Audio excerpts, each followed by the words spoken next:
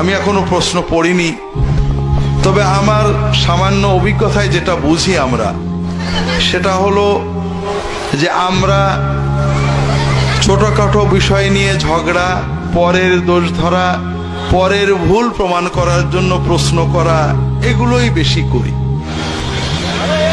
কথাটা হলো ভাই, এই যে দুনিয়াতে আমরা বাস করছি, এই যে দেশের সমস্যা, দশের সমস্যা, মশলার সমস্যা, ঝগড়াঝাটি, পরিবারের সমস্যা, ছেলেপেলের সমস্যা, ব্যবসার সমস্যা, সব থেকে যাবে।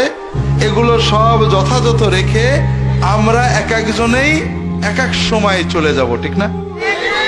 এটাই তো বাস্তব, ঠিক না? দুনিয়া নিয়ে চিন্তা করছি, বিশ্ব নিয়ে ভাবছি, দেশ নিয়ে ভাবছি, পরিবার নিয়ে ভাবছি, সব ভাবাভাবেই থেকে যাবে, আমি থাকবো না, ঠিক না ভাই? তো দুর্ভাগ্য ভাইরা, দুনিয়ার অনেক মানুষ গতানুগতিক চলে, কিছুই চিন্তা করে না, গরু ছাগলের মতোই চলে। আর যারা একটু চিন্তা করে, তারা পরকে নিয়ে চিন্তা করে, নিজেকে নিয়ে ভাবে না।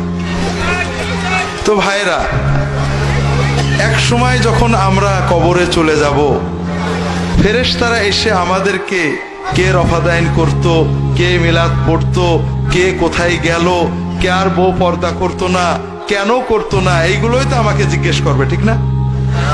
হ্যাঁ, এগুলোই তো জিজ্ঞেস করবে।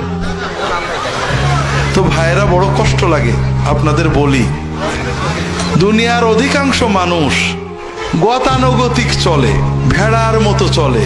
সকালে ওঠে, রাত্রে ঘুমায়, খায়, দায়, বাজার করে, কেন বেঁচে আছে তাও বোঝে না, কেন মরে গেল তাও বোঝে না। গরুর বাচ্চা জন্মায়, জোয়াল কাঁধে নেয়, কষাই জবই করে, শেষ। ওর খিদে লাগে, খায়, পায়খানা চাপে, হাগে, কিন্তু ওর জীবন কি বোঝে না।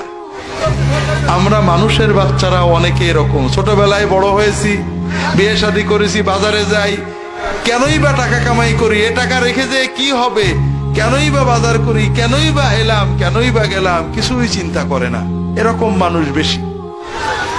যারা একটু চিন্তা করার তৌফিক আল্লাহ দিয়েছেন, তারা শুধু পরের ভুলগুলো চিন্তা করি। ভাই, কি নিয়ে আমি আল্লাহর কাছে যাচ্ছি, আমি কি করলাম, আমি কতটুকু নেক আমল করেছি, আল্লাহর সামনে কি দেব, আমার রবের সাথে, মালিকের সাথে আমার সম্পর্ক কতখানি গভীর, আমি কি আল্লাহ দরবারে হাত তুলে চোখে পানি আসে কিনা, আমি কয় রাকাত তাহাজ্জুদ পড়তে পারেছি, কয়টা আল্লাহর কাজ করতে পারেছি, কয়জন মানুষকে আল্লাহর কথা বলতে পারেছি, এ চিন্তা আমরা করি না ভাই।